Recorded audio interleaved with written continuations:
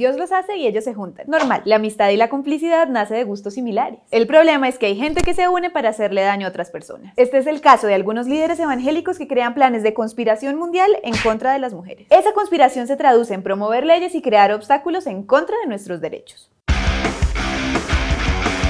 Según ellos, tantos derechos para las mujeres van a acabar con la familia, que es lo más importante de toda la sociedad. Aclaramos, nosotras no estamos en contra de la religión, ni de las familias. Su creación es tan antigua e importante que lo que está comprobado es que mucha gente las necesita, tanto a la religión como a las familias. Lo que aquí les vamos a mostrar es cómo funciona el brazo político de la fe y todas las consecuencias que esto trae para la vida de las mujeres. Así es, vamos a hablar de los evangélicos unidos en contra de las mujeres. Ojo, también sabemos que hay muchos líderes evangélicos a los que no les gusta andar metidos en política, pero de ellos no estamos hablando. Miremos esta conspiración pasito a pasito, suave suavecito. Esto es muy peligrosito. Y paso a paso porque esto va en escala. Primer paso, los evangélicos van de ciudadanos a líderes religiosos. Son conocidos como pastores y viven de la palabra, más el diezmo de sus fieles, lo cual es bastante rentable. Pueden ser hombres o mujeres, aunque en su mayoría son hombres. Su principal cualidad es la oratoria, que es el arte de convencer a través de las palabras. Así que tienen la capacidad para llegar a mucha gente. Hasta acá todo bien. Segundo paso, una vez son líderes religiosos, aspiran a crear partidos políticos y ocupar cargos públicos. En los últimos años, muchos pastores se han propuesto llegar a la presidencia, al senado, a las alcaldías. Aspiran a ser magistrados, procuradores, embajadores. Quieren estar en todas partes. Y ahí las cosas ya no están tan bien. Veamos 3 ejemplos. John Milton Rodríguez, de Colombia. Empezó como fiel, pasó a pastor en 1995.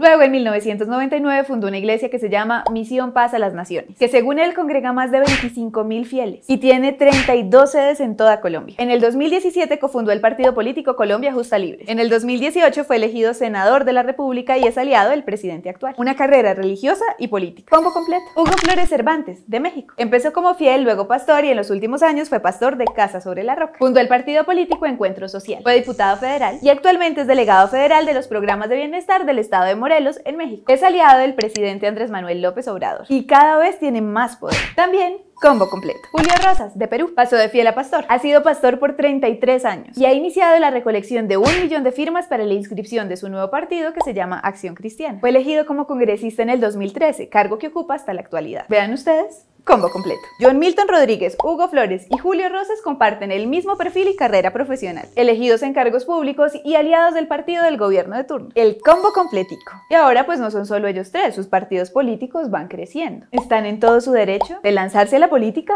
Sí, el problema es que están usando la religión para ganar votos. Miremos por qué esto está tan mal en el siguiente paso. Tercer paso, para llegar a sus cargos públicos promueven mensajes en contra de las mujeres y de las personas LGBT. Cuando los candidatos evangélicos están en campañas políticas, les encanta generar miedo.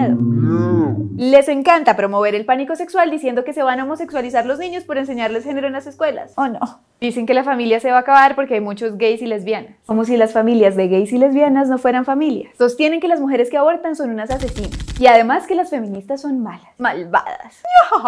Miremos ejemplos concretos. Ángela Hernández, de Colombia, evangélica y política. Actual candidata a la gobernación de Santander, Colombia, Hernández escribe en su Twitter: el feminismo actual pretende convertir a las mujeres en seres vulgares, masculinas, asesinas. Eso significa que para Hernández las mujeres que salen a las calles a exigir aborto legal o que hablan en sus redes sobre sexualidad o igualdad son vulgares, masculinas y asesinas. Todas, aborten o no. Julio Rosas, de Perú, del que veníamos hablando. En el debate sobre la legalización de las uniones civiles entre parejas del mismo sexo, dijo que su iglesia acoge a los homosexuales como personas, pero que no pueden aceptar la homosexualidad. Que si bien respetamos al homosexual como persona, no podemos aceptar la homosexualidad como tal. Son 2 cosas diferentes.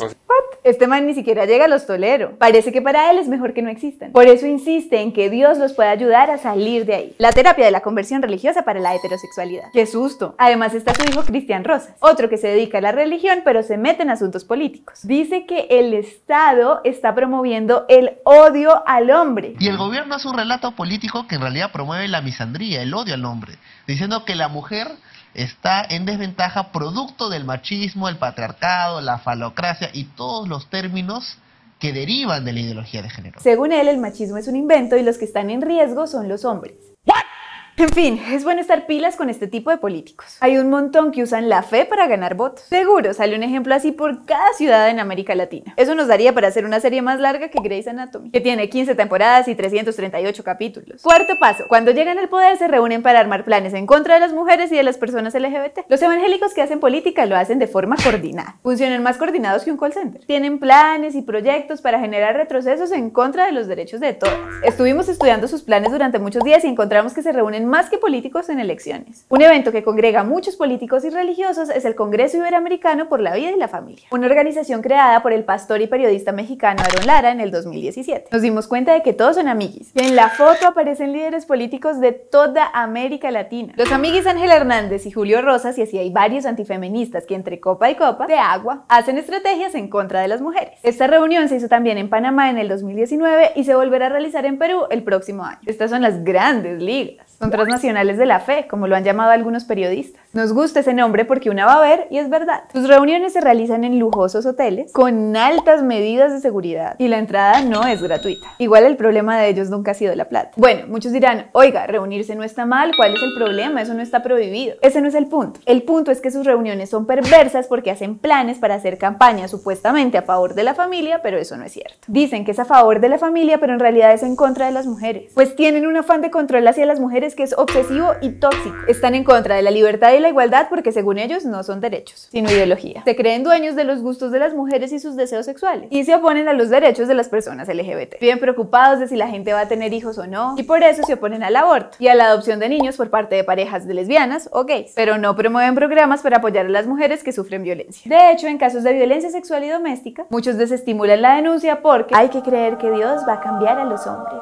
Para ellos hay que mantener a la familia unida a costa de todo. Lo que no dicen es que es a costa del sufrimiento de las mujeres. Frente a la violencia nos llaman a la resignación, al aguante, a la paciencia. Dicen que no es buena la educación para la sexualidad porque es peligrosa para los niños, pero en realidad es porque les incomoda hablar de sexualidad. Literal se nos están metiendo en la cama, en la casa, en el colegio, en todos lados. Ellos quieren que todos veamos la foto de mamá, papá, niño, niña, casa, árbol, perro, carro. Esa familia es linda y nos gusta, pero no todas son así. No todo el mundo cabe en ese molde. Algunas por opción, otras por destino, porque así se dieron las cosas o por las razones que sean. Eso es lo más grave, que quieren imponer su visión sobre la vida, el sexo y la familia. Todo esto a través de cargos políticos y religiosos. Porque según ellos los valores se están perdiendo, pero son estrategias para fines políticos. Por ejemplo, las famosas cartillas de los colegios que iban a acabar con todo. ¿Las recuerdan? En Colombia empezaron a circular unas cartillas que según los políticos de la fe iban a acabar con la niñez. Iban a homosexualizar a los niños. Todo estaba liderado por Ángel Hernández, que hasta ese momento no la conocía nadie. Pero ahí creció su popularidad en Colombia y en América Latina. Vean, esa vaina era una estrategia fríamente calculada. Son tan perversos que pusieron a circular una cartilla falsa con una foto porno para confundir. ¿Les gusta mentir? Eso de mentir no me suena muy cristiano. No eran las cartillas lo que les preocupaba. Esa era la excusa para promover la indignación y justificar y posicionar así su discurso político. Eso no fue muy novedoso. Ya habían usado la misma estrategia de crear un escándalo con unas cartillas escolares en Brasil en el 2011. El principal promotor de ese escándalo fue Bolsonaro, actual presidente de la República, a quien desde entonces le encanta combinar la religión y la política en contra de las mujeres. Era un kit escolar contra la homofobia que luego fue renombrado por Bolsonaro como kit gay. Y la gente se escandalizó porque se repartía en los colegios. La misma estrategia del miedo. Les dijeron que el kit iba a homosexualizar a los niños. Recordemos que Bolsonaro es reconocido por su machismo y además por dejar que el Amazonas se queme sin hacer nada. En Paraguay y en Perú en el 2017 pasaron cosas similares sobre la enseñanza de género en los colegios. Adivinen quién estaba detrás de eso. Los políticos evangélicos. ¡Sorpresa!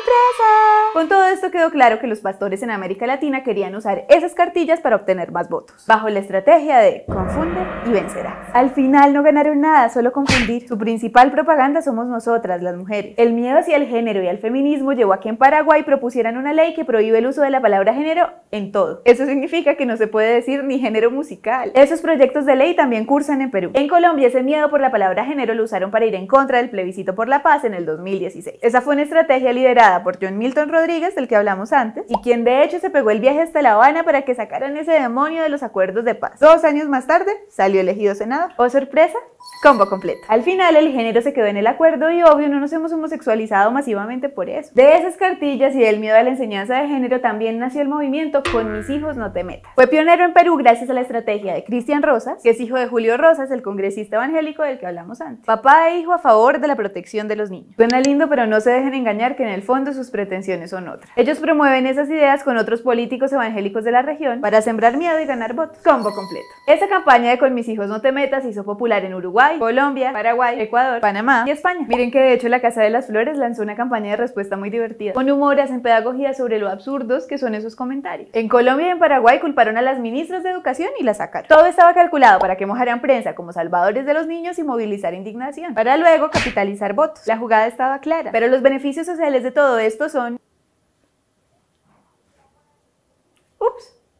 Cero. Quinto paso, nunca descansa. Una vez están posicionados en la política, se ponen más y más a los derechos de las mujeres. Una de sus principales obsesiones es el aborto. Acá les vamos a mostrar un ejemplo de Ecuador. Dicen que el aborto genera cáncer, depresión, así que es mejor salvar 2 vidas. Dicen todo esto sin fuentes científicas que soporten esas ideas. En este video les contamos algunas mentiras sobre el aborto. En el 2019 había un proyecto en el Congreso ecuatoriano para despenalizar el aborto en caso de violación y se movilizaron en contra. Al final el proyecto no pasó y eso lo muestran como su victoria. La verdad es que es muy difícil entender que todavía haya gente que celebre que a las mujeres violadas les toque tener hijos de los violadores. ¿Será que se han puesto en el lugar de ellas? ¿O se han imaginado por un momento qué harían si violan a sus hermanas, novias, familiares o amigas? Obvio, se muestran como salvadores, pero en realidad no hay resultados en términos de leyes. Simplemente son una piedra en el camino. Muchos de esos políticos religiosos pasan sus periodos legislativos en blanco, como es el caso de Julio Rosas en Perú, que no presentó ningún proyecto de ley en la primera legislatura. Sexto paso, se multiplican en plata, en votos y hacen parte de escándalos de corrupción y de abusos sexuales. Cada vez los evangélicos tienen más propiedades y más cargos públicos. Bendecidos y afortunados. En Perú, por ejemplo, el movimiento misionero mundial tiene un poder económico gigante. Es dueño de 133 inmuebles en Lima y Callao. Controla la señal de radio y televisión Betel en 27 provincias y administra 21 colegios. En México, el Partido de Encuentro Social que lidera el señor Hugo Flores, del que hablamos antes, tenía en el 2015 10 diputados y en la actualidad tiene 75 curules. Con toda esa plata y con todo ese poder, además no pagan impuestos. Ustedes saben que las iglesias no pagan impuestos. Van para el cielo y con todos los juguetes. Además, les gusta promover la ilusión de que todo el mundo va a ser rico y próspero. Eso es conocido como teología de la prosperidad. Una vaina bien pensada. Pues ¿quién no quiere tener la ilusión de ser millonaria y vivir como ellos? Así nunca se logre. Pero no todo es como lo pinta. Hay varios escándalos por corrupción y violencia sexual en casi todos los países de América Latina y Estados Unidos. No son casitos aislados. Ese es el problemota que comparten muchas iglesias. Por eso toca revisar muy bien a quién le confiamos nuestra fe. De todo esto queda claro que algunos evangélicos quieren confundir la religión con la política y llegan al poder para ir en contra de los derechos de las mujeres, porque les incomoda que seamos dueñas de nuestro cuerpo, de nuestra sexualidad, que trabajemos, que luchemos por la igualdad. Nos quieren hacer retroceder 100 años o más. Si vemos bien, los evangélicos en la política se oponen a todas las luchas feministas y eso es preocupante. Nos descuidamos y nos encierran en la casa a tener hijos, nos quitan el internet y hasta nos prohíben estudiar y trabajar. ¿Si han visto la serie El cuento de la criada? Es una serie que está basada en los libros de la canadiense Margaret Atwood. Esa serie muestra cómo cuando los religiosos se suben al poder, la vida para las mujeres es un infierno, porque las violan y las obligan a tener hijos, no las dejan trabajar ni participar en política. Cualquier parecido con la realidad es una simple coincidencia. Es una pesadilla que puede ser real si las cosas siguen escalando. Los evangélicos en la política nos están haciendo mucho daño. Preferimos que se queden en sus iglesias porque una cosa es la fe y otra cosa que esa fe sea la ley para todas, porque a Dios lo que es de Dios y al César lo que es del César. Vivimos mejor cuando no tenemos políticos religiosos que se nos meten hasta en la cama y no nos dejan vivir como igualadas, felices de ser dueños de nuestros deseos.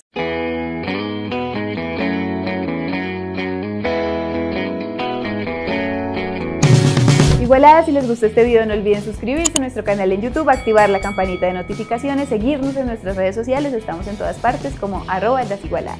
Cuéntenos en los comentarios cuál es su opinión de los religiosos en la política.